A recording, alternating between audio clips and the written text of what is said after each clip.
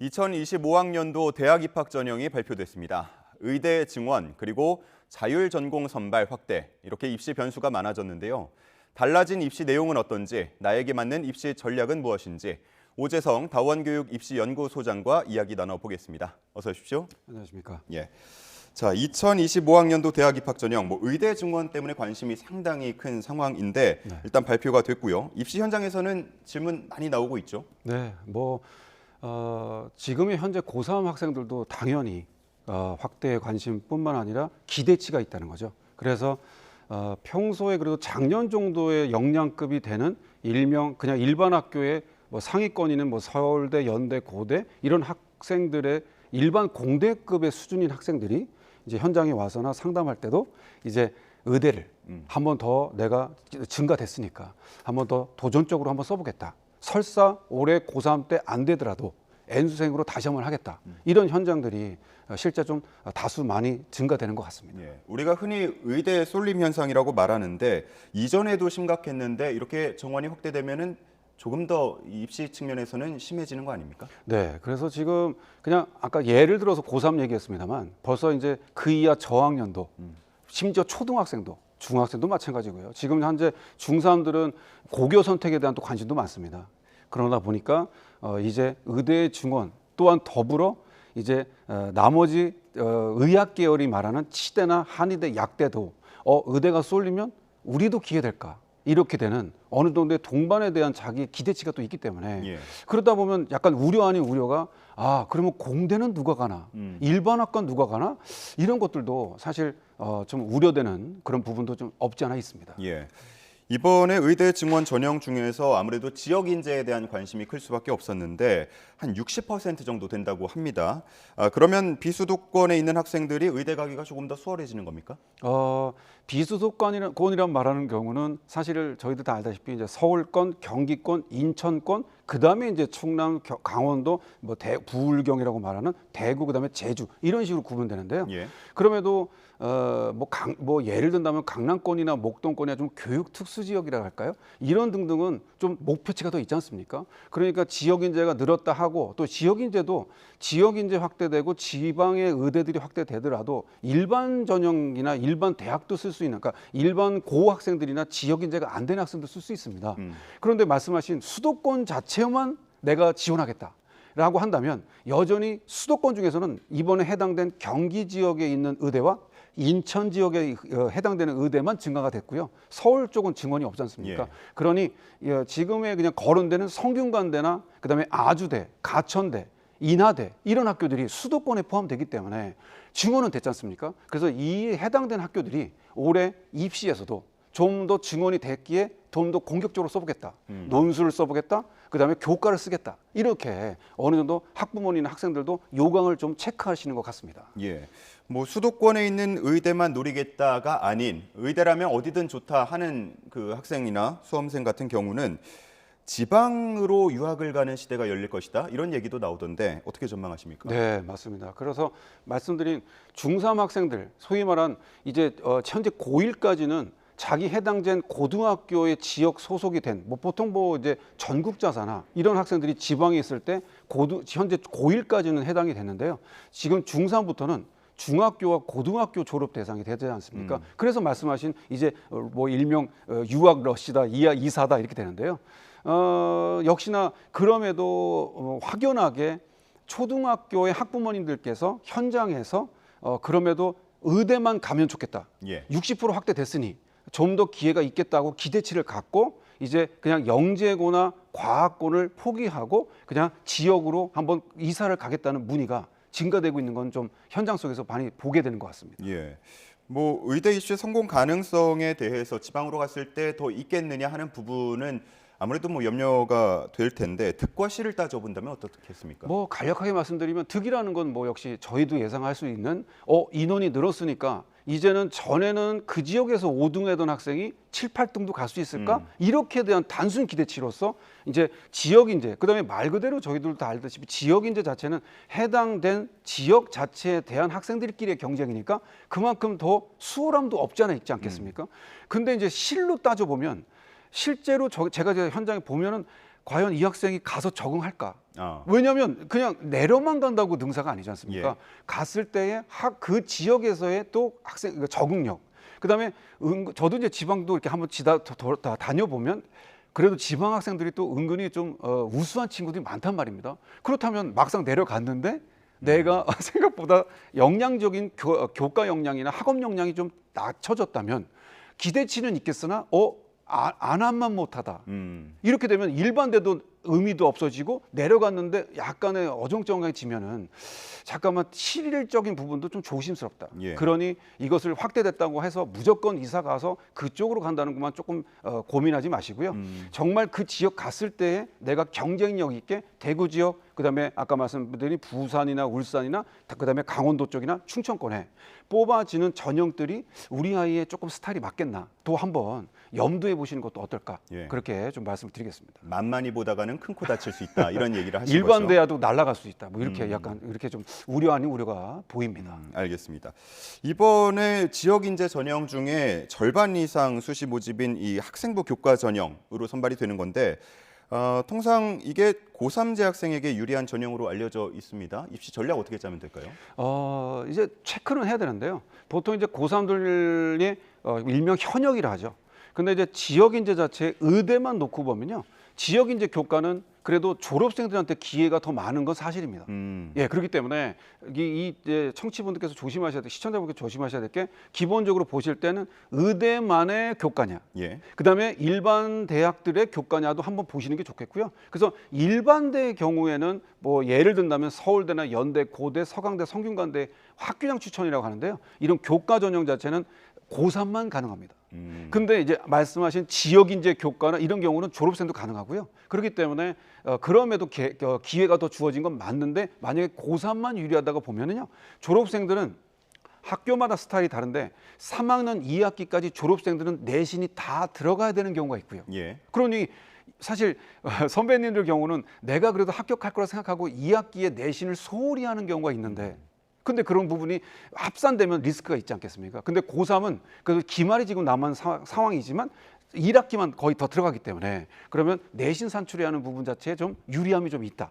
그러나 공통적으로 조심하실 건 교과 지역 인재도 여전히 수능 체제라는 것이 있기 때문에 그러면 현재 최근에 발표한 경북대 의대 교과 지역 인재의 수능 최저 충족률이 48% 정도밖에 안 되기 때문에 그래서 그런 것도 좀 고려하셔서 예. 고3이 유리할 수 있겠지만 내신 산출에 대한 득은 있으나 수능 체제에 대한 부분은 역시 감안해서 자신의 경쟁력이 있는지를 봐야 되겠다. 그렇게 좀 말씀을 드릴 수 있겠습니다. 예. 뭐 졸업생들도 수시로 문의가 많습니까? 네, 그렇습니다. 수시로 작년부터 학생부 종합전형에서 자기소개서가 폐지됐습니다. 그러면 저도 참 현장에서 보면서 그 자기소개서가 없다고 뭐 이렇게 얼마만큼 유입이 되겠냐 그랬는데 학생들 체감해 보면 실제적으로 그 자기소개서 쓰는 걸 되게 버거워하거나 힘들어 하더라고요. 예. 그러니까 그것뿐만을 떠나서 또한 고3 때 너무 수시를 높게 썼기 때문에 다시 한번 수시를 써보겠다. 교과도 써보겠다. 학생부 종합전형도 쓰겠다. 왜냐하면 보통들이 N수생들이나 졸업생분들은 논술과 정시를 많이 지원하는 건 맞는데요.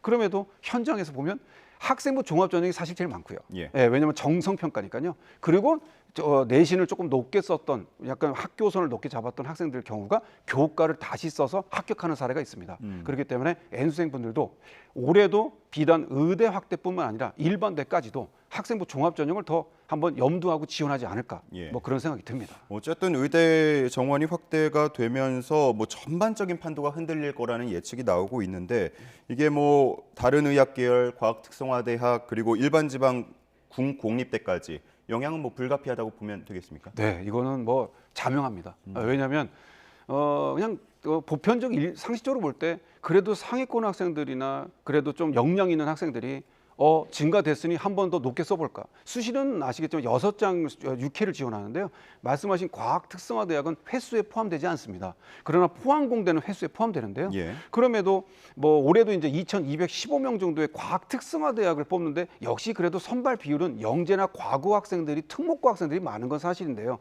그래도 일부 일반고의 학교장 추천, 그다음에 전국자사, 광역자사, 과학 중점학교 친구들도 학생들도 붙는 사례가 있는데요. 그럼에도 역시 그 우수한 학생들이 중복 합격이 되면 왜냐하면 그냥 온리 뭐 6회를 다 공대만 쓰지는 않을 수 있고 반도체, AI, 인공지능만 쓰지는 않기 때문에 그러면 중복 합격되는 이게 일명 이제 연쇄이동이라 하는데요. 예. 그것이 제가 볼 때 좀 우려된다. 그렇게 말씀드릴 수 있겠습니다. 알겠습니다. 이번에 나온 발표 중에서 또 주목되는 부분 중에 하나가 자율전공 확대인데 여기서 우리가 눈여겨봐야 할 점이 뭡니까? 지금도 제가 이제 요강이 31일 공식적으로 발표 났는데요. 각자 대학들이 요강 발표 시간은 시시각각입니다. 예. 뭐 밤사이 나온 데도 있고 그래서 오늘까지도 계속 모니터링을 했는데요. 결론적으로 주요 대학들의 자유전공 또 자율 명칭도 있고요. 무학과 명칭도 있고요. 좀 제각각입니다. 그리고 한양대 같은 경우는 컬리지 학부라고 또 명칭이 그러니 아마 제가 볼 땐 현장에서는 입시하시는 분들뿐만 아니라 학부모 학생분들은 이 자유전공 무학과 등등의 공부는 불가피할 것 같습니다. 선발 방식들이 너무 제각기여서요. 그래서 꼭 이 자유전공이나 자율전공에 선발을 하시는 이 학교 등등은요. 먼저 학교에 해당된 거 보시고요. 그다음에 어떻게 교과 종합 논술 정시를 선발하는지 이런 것들을 좀 선발 방식을 꼭 유념하시라. 그렇게 자율전공에 대한 부분은 꼭 체크해야 된다고 말씀을 좀 드릴 수 있겠습니다. 그렇군요. 이 문과생들, 이과생들, 뭐 수시나 정시하는 지원하는 플랜들이 다 각기 다를 것 같은데 요즘에는 이과생들에 대한 정보만 너무 많아서 문과생들이 지원하기 전략 짜기 어렵다라는 반응들도 많습니다. 문과생, 이과생 좀 지원 포인트를 어떤 점을 유념하면 좋을지 정리를 해주신다면요. 네, 참 그 부분이 참 시간이 좀 길 수 있겠습니다. 간략하게 말씀드리면 일단은 말씀하신 대로 문과 학생들 자체는 혜택이란 말은 좀 뭐하겠지만 예. 작년에 과학특성화대학도 증가됐고 반도체 쪽도 증가되고 인공지능도 계속 증가되면서 거기에 의대까지 증가됐기에 그러니까 이과 학생들은 좀 행복한 고민이랄까요? 어느 정도 좀 이렇게 고를 수 있는 초이스가 있는데 문과 학생들은 뭐 자유전공이라지만 문이과 같이 선발입니다. 그럼에도 증원되거나 이렇게 인원이 갑자기 는 건 아니지 않습니까? 그러니 올해 문과의 상중하 학생들 자체는 역시나 좀 객관적이고 냉정하게 전략적으로 지원 플랜을 짜야 될 것 같고요. 그리고 보통 이제 매년 대학 포털 사이트라고 어디가에서 입시 결과를 발표합니다. 그게 보통 이제 6월 초쯤에 발표하는데요. 그러면 그 발표난 그 기준에 대한 작년도 입시 결과. 근데 이과들은 자연계 학생들은요, 이 역시나 이제 기대치의 판도가 바뀌었지 않습니까? 지원풀이 바뀌겠죠. 그러니까 여전히 상위권뿐만 아니라 중위권, 하위권까지 수도권, 인서울, 지방 거점학교까지도 아마 연세의 하락들이 불가피할 겁니다. 근데 문과는 역시 외고, 국제고, 전국자사, 자사고, 일반고 학생들이 굳건하게 좀 문과 학생들은 학과보다는 이 학교를 염두하는 경우가 좀 있기 때문에 그래서 좀 학교에 대한 상중하 학생들을 객관적으로 보시고 그다음에 너무 인기학과, 너무 원하는 과, 소신학과만 지원하지 마시고요. 학과와 그다음에 입결에 대한 부분과 입학처에 공개된 입결과 어디가에 공개된 입결을 좀 두루두루 좀 체크하시면서 교과의 역량과 종합전형의 학생부 종합전형의 정성평가의 역량과 면접력의 경쟁력이 있는가 해서 일괄 진행인지 다단계 면접인지 일괄이라는 건 그냥 서류 넣고 면접도 없고 수능 체도도 없는 그냥 말 그대로 그냥 뽑히는 건데요. 다단계는 면접도 있고 수능 체도도 있고 있는 선발 등등이 있는데요. 그런 등등의 후자인 다단계 전형을 좀 넣었을 때는 다소 교과의 리스크나 활동의 리스크가 있어도 합격되는 사례가 있으니까요. 그렇게 문과 학생들은 여전히 좀 우리는 왜 이렇게 뭐 없어라고 하지 마시고요. 좀 그런 부분을 전략적인 학과와 단계별 전략을 체크해 보시면 좋겠습니다. 전략을 짜기 위해서는 어쨌든 내 위치를 알아야 할 텐데 보통은 6월 모의고사 그리고 9월 모의고사로 그걸 평가하지 않습니까?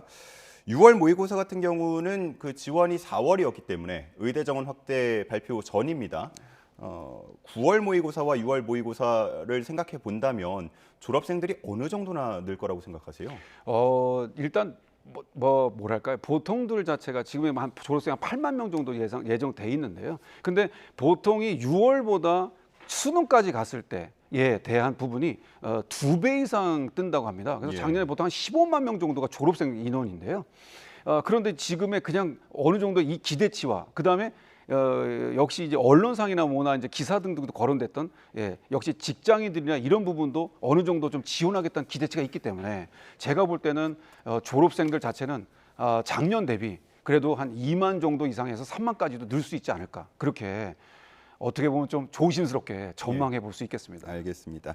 자, 끝으로 뭐 고3 학생들, 학부모들 남은 기간 동안 어떻게 준비하면 좋을지 뭐 기간별로 정리를 살짝 해주시죠. 네, 일단 고3 현역 학생들은요 아직 기말고사가 안 끝났습니다. 그렇기 때문에 보통 6월 말이나 7월 초에 실시하는데요. 그런데 당장 또 다음 주는 6월 모의고사고요. 사실 고3들의 현역들은 할 게 많습니다. 수행평가도 내야 되고 학생부 마무리도 안 됐는데요.